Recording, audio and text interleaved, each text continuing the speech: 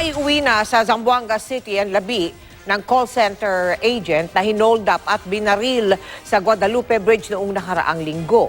Matapos ang insidente, nilagyan na ang naturang tulay ng mga ilaw, CCTV at mga bantay na tanod.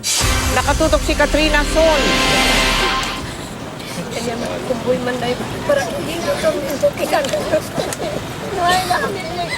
Tumatangi sa mga kaanak ng napaslang na si Eleanor Gonzalez nang salubungin ng kanyang labi sa Zamboanga City Airport kanina.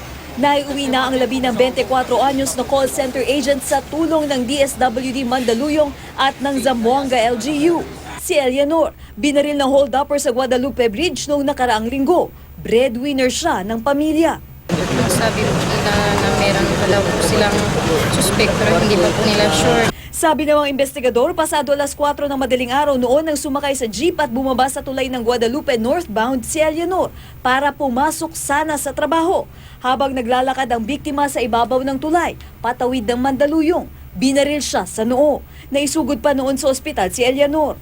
Nung pag-responde ng pulis, may na-recover sila strap o handle ng bag. Ang tsuri namin dito, eto naputol dahil inaagaw nung suspect natin.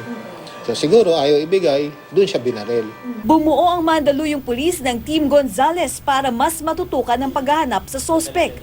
Pagsapit nga ng alas 11 ng gabi ay madilim na nga daw sa bahaging ito ng Guadalupe Bridge dahil pinapatay na nga daw ang mga ilaw sa bahaging ito ng lugar. Kaya naman talagang delikado daw maglakad dito ng nag-iisa. Naglagay na po tayo ng mga tanod dito, 24/7. Tatlong ship po yan, palitan sila. Tatlong tanod bawat ship. Para naman mapangalagaan natin yung mga dumadaan dito sa Guadalupe Bridge. May inilagay na rin na ilaw sa lugar kanina na bubuksan mula hating gabi hanggang magliwanag. Magkakabit na rin ng CCTV. Katrina Son, nakatutok, 24 oras.